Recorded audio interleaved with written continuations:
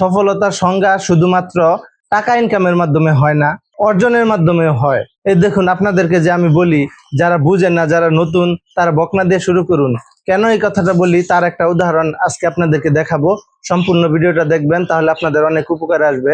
এই যে মিন্টু ভাই, সে একটা বকনাকে কিভাবে গাভীতে রূপান্তর করছে এবং এই জায়গায় তার কোনো ঝামেলা হয় নাই। সে একবার বীজ দিছে, একবারই কনসিভ করছে। এটা কিভাবে করছে A to Z আজকে দেখতে পারবেন। সম্পূর্ণ ভিডিওটা দেখবেন, কেউ ভিডিওটা স্কিপ করবেন না। স্কিপ করলে হয়তো অনেক কিছু মিস করবেন। আপনারা এই যে একটা বকনা দেখতেছেন, এখন মাশাআল্লাহ অনেকটা বড় হয়ে গেছে। এই দেখুন তার হাইট দেখুন, আমি 6 ফিট 2 ইঞ্চি আমার হাইট। এই দেখুন বকনাটার উচ্চতা কতটুকু দেখছেন। এটা কিন্তু বিশাল সাইজের বড় ক্যাটাগরির একটা বকনা।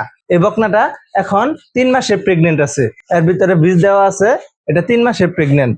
এখন এটা কিভাবে হইলো? এই বকনাটাকে সে কিন্তু একবারই বীজ দিছে, একবারই কনসেপ্ট করছে। আপনারা হয়তো অনেকেই বলেন যে ভাই বকনা কিনছি, হিট আসতেছে বারবার, বীজ দিতেছি, কনসেপ্ট করতেছে না। আবার আরো অনেকের সমস্যা আছে যে ভাই বকনা তো হিটে আসতেছে না। এই বকনাটারও সেরকমই একটা সমস্যা ছিল যে বকনাটা হিটে আসতেছিল না একটা সময়। এখন এইটার সমাধান আমরা কিভাবে করলাম শুরু থেকে আপনাদেরকে বলি। এই বকনাটা ভাই 8 থেকে 9 মাস আগে আমি বাইকে ক্রয় করে দিয়েছি আমাদের এলাকার একটা হাট থেকে। সে একজন অটোরিকশা চালক। তার মনে করেন ফ্যামিলির অবস্থা, সে প্রত্যেক দিন ইনকাম করে, প্রত্যেক দিন তার ফ্যামিলিটা চলে। এখন এই অবস্থায় সে খামার শুরু করতে চাইছিল, আমার কাছে বলছিল, আমার কাছে অন্যভাবে তার পরিচয়। তারপর তার সাথে একটা বন্ধু সুলভ আমার সম্পর্ক, অনেক ভালো সম্পর্ক। মনে করেন আপনার যেরকম একটা বেস্ট ফ্রেন্ড থাকে, যে আমার বাসার সামনে দিয়ে যাইতেছে, আমার কল দিতেছে, ভাই আসছে আপনার এলাকায়, আসেন বসি। এরকম একটা মানে অনেক ভালো সম্পর্ক, আপনাদেরকে ভাষায় বুঝাইতে পারবো না, কিন্তু অনেক ভালো একটা সম্পর্ক। সেই সুবাদে ভাই আমাকে বললো, আপনি তো গরু পালেন, তো আমার একটা বুদ্ধি দেন, আমার একটা ব্যবস্থা করে দেন। সে আগে থেকে গরু পালতো না, যে একবারে এরকম না, কিন্তু দেশি গরু পালতো। মানে অবস্থা খুবই খারাপ, মানে ঘরটা ভালো ছিল না, গরু কাদার ভিতরে থাকতো, হাঁটু পর্যন্ত গরুর কাদা, মানে একদম খারাপ অবস্থা, বাজে। গরুর কোনো উন্নতি নাই। মানে গরুর উন্নতি বলতে এতটুকু বড় একটা পেট, শুকনা হাড়, এরকম একটা সিমটমে মানে সে খামারটা পরিচালনা করতো। তারপর আমি দেখার পর তাকে আমি পরামর্শ করলাম যে গরু রাখতে হলে আগে আপনাকে ঘর করতে হবে। তারপর সে কি করলো, হুট করে গরুগুলো যদি বিক্রি করে দেয় তাহলে দাম পাবে না। একটা 7 বছর ছিল, ওটাকে বড় করছে, গাভীগুলোকে একটা পর্যায়ে নিয়ে যাইয়া তারপর বিক্রি করে সে মোটামুটি মনে করেন ভালো কিছু অ্যামাউন্ট টাকা অর্জন করে। এই যে ঘরটা দেখতেছেন সুন্দর করে, এই ঘরটা সে পরিকল্পিত ভাবে আমার পরামর্শ অনুযায়ী ঘরটা তৈরি করে। এখন বিষয় হচ্ছে, এই ঘরটা তৈরি করার পর সে কিভাবে, সে আমায় বলছিল যে ভাই গাভীতে যাই। আমি কই না, আপনার টাকা যেহেতু কম, আপনি বকনা দিয়ে শুরু করেন, আমি আছি, আপনাকে পরামর্শ দেবো A to Z। আপনি বকনা দিয়ে শুরু করেন, আপনার ভালো হবে। তারপর তাকে আমি বিভিন্ন জায়গায় দেখি, বিভিন্ন ফার্মে দেখি, দামে মিলতেছিল না, ফার্মে একটু দাম বেশি চায়। মনে করেন যে একটা ফার্মে একটা ক্রাইটেরিয়া আছে, আপনারা সকলেই জানেন, যে বাড়ি থেকে যদি গরু কিনেন তাহলে জিনিসটা কনফার্ম থাকে, যে শিওর থাকে যে এই জিনিসটা ভালো হবে, কারণ তার মায়ের রেকর্ড বা কি বীজ দিচ্ছে সেটা জানা যায়, কিন্তু বাজার থেকে কিন্তু সেটা জানা যায় না। তারপরে মনে করেন আমি তাকে বলছি যে আমি যেহেতু মোটামুটি গরু যাচ্ছি নি আপনাদের দোয়ায়, আল্লাহর রহমতে, তারপর বাইরে বলছে আমি বাজার থেকে আপনাকে কিনে দেবো, আপনি শুধু তার গরুর যে পরিচর্যা আছে সেটা আমি যেভাবে বলবো আপনি সেইভাবে করবেন। তারপর বাইরে এই বকনাটা হাটে নিয়ে যাইয়া আমি 75,000 টাকা কিনা দেই। এই যে এতটুক ছিল, সুখ না, শরীরে কিচ্ছু ছিল না, কিন্তু আমি তার ব্রিডটা চিনতে পারি, যে এই বকনাটা দিয়ে দৈনিক মনে করেন যে 20 থেকে 25 লিটার পর্যন্ত দুধ দহন করা যাবে, এর ভিতরে এরকম ব্রিড আছে। তারপর আমি এই বকনাটাকে ভাইকে বলি যে এই বকনাটা নেন আপনি, এটা দিয়ে কাজে আসবে। তারপর এই বকনাটাকে 75,000 টাকায় ক্রয় করে দেই। তারপর বাইরে আমি একটা খাবার রেশন তৈরি করে দেই, কিভাবে খাওয়াবে, কয় বেলা খাওয়াবে, কিভাবে কৃমিনাশক করবে, কতদিন পর পর করবে, এগুলা A to Z বাইরে আমি আর কি বলি যে এইভাবে করেন, সে এইভাবে করে। করার পরে একটা পর্যায়ে যায় দেখা যাচ্ছে স্বাস্থ্য ভালো হয়েছে, সবকিছুই ওকে, কিন্তু বকনাটা ডাকে আসতেছে না।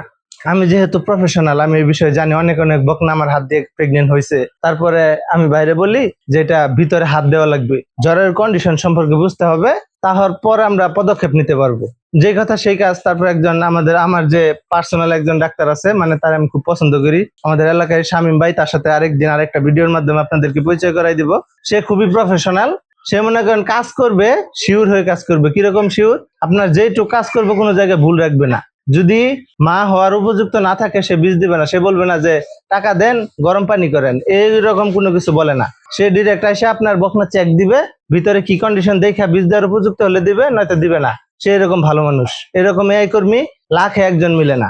তো আচ্ছা, যাই হোক, এই বকনাটাকে তখন হাত দেওয়া হলো, চেক দিয়া দেখলো যে জরায়ুটা ছোট, তার যে বয়স, তার যে বডি কন্ডিশন সেই অনুযায়ী জরায়ুটা ছোট, বীজ দেওয়ার উপযুক্ত না, মা হওয়ার উপযুক্ত না, তারপর আমরা এই বকনাটাকে আবার পরবর্তীতে চিকিৎসা শুরু করি জ্বরের কন্ডিশন ঠিক করার জন্য। মোটামুটি মনে করেন 1 থেকে 1.5 মাস তাকে কিছু প্রেসক্রিপশন করা হয়, সেই অনুযায়ী ওই ঔষধ গুলো খাওয়ায়, ভিটামিন গুলো খাওয়ায়। তারপর আল্লাহর রহমত ডাকে আসে, একবার ডাকে আসে, হিটটা নিয়ন্ত্রণ করার পর, হিটের একটা স্তর আছে, আজকে শুরু হইলো কালকে থাকবে, তারপর দিন শেষ হবে, এরকম হিটটা মানে অনুধাবন করার পর বকনাটা হিটের লাস্ট পর্যায়ে আমরা একটা ইনসেমিনেশন করি। তখন রাত্রেবেলা ইনসেমিনেশন 10টার দিকে বীজ দেওয়া হয়।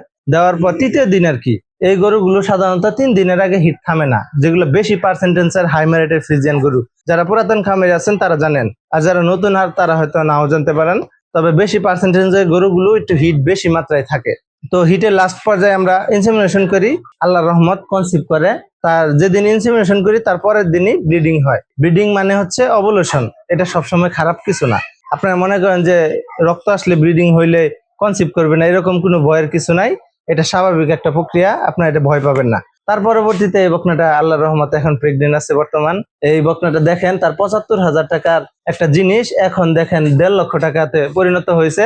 ইনশাল্লাহ এটা গাভী হইলে 3 লাখেরও বেশি বাজার মূল্য হবে, কারণ এটা এরকম একটা ক্যাটাগরি। দেখেন এই যে একটা এলবো, এই যে একটা এলবো, এই দুইটা এলবো এক লেভেলে, দেখছেন এরকম গরু কয়টা মিলাইতে পারবেন? এই দেখেন হাত দিয়ে রাখলে সমান্তরাল। আবার দেখেন এই জায়গা থেকে এই হাড় থেকে এই হাড়ের দূরত্ব দেখেন, তার চামড়া দেখেন একদম চিকন, এই যে একদম চিকন, মাথার শেপ, তারপরে এই যে বডি কন্ডিশন, এই যে তার বুকের খাঁচাটা দেখেন এই পরিমাণ, মানে তার শেপটা দেখেন বিদেশি ক্যাটাগরির যে গরুগুলো আছে। আর এই দেখেন এই জায়গা থেকে পা, এই যে একদম সমান পরিমাণে, একদম সমান।